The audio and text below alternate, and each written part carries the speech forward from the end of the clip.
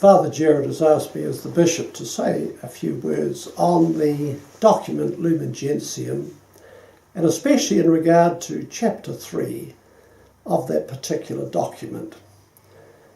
Just by way of introduction, we need to think that the whole document came about and went through several drafts.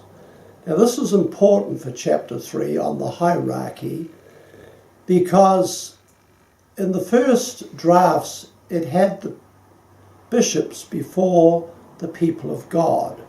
It was only at the third draft that they put the people of God first, and then the bishops, priests and laity to follow.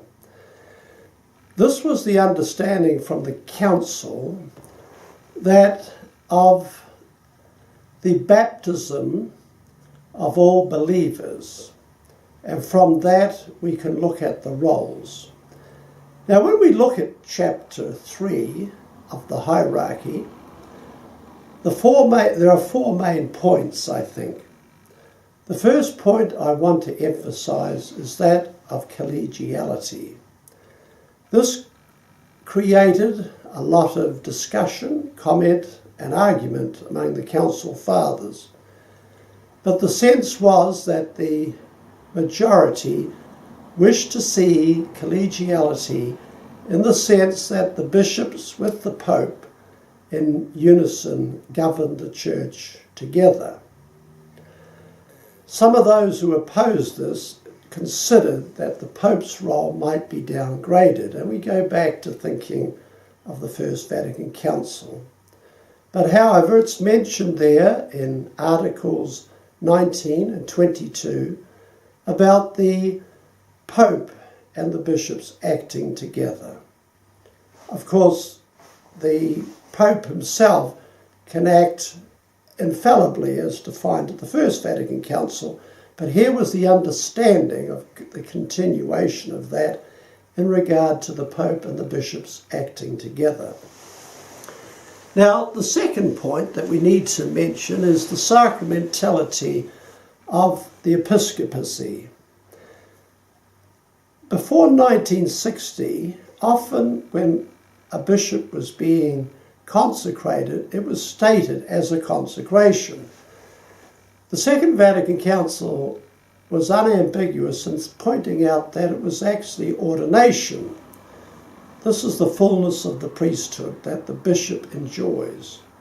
This had been debated back into the Middle Ages, but here it was stating that the bishop, by the sacramentality he receives, is not just the Pope's representative, but he operates in his own way, always, of course, in union with the Holy Father.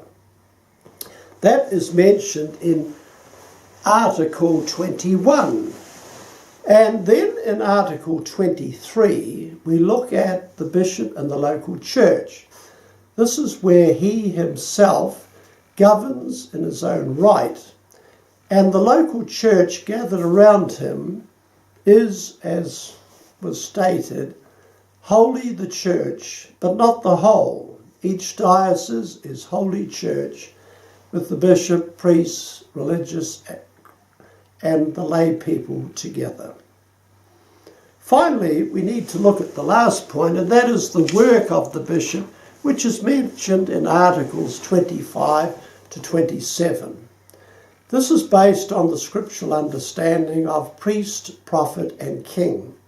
And the first aspect mentioned here is that of the prophetic role of the bishop, that he is, as the chief shepherd in the diocese, he is there to teach and to preach.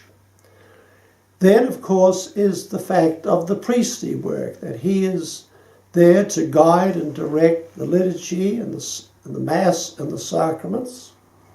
And then finally, of course, that in the kingly role, we remember, of course, the example of Jesus Christ, who was the servant king.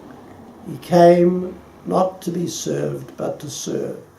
And the bishops are meant to do that as well, as is the clergy. There's a final article, on the priesthood and also one on the deacons.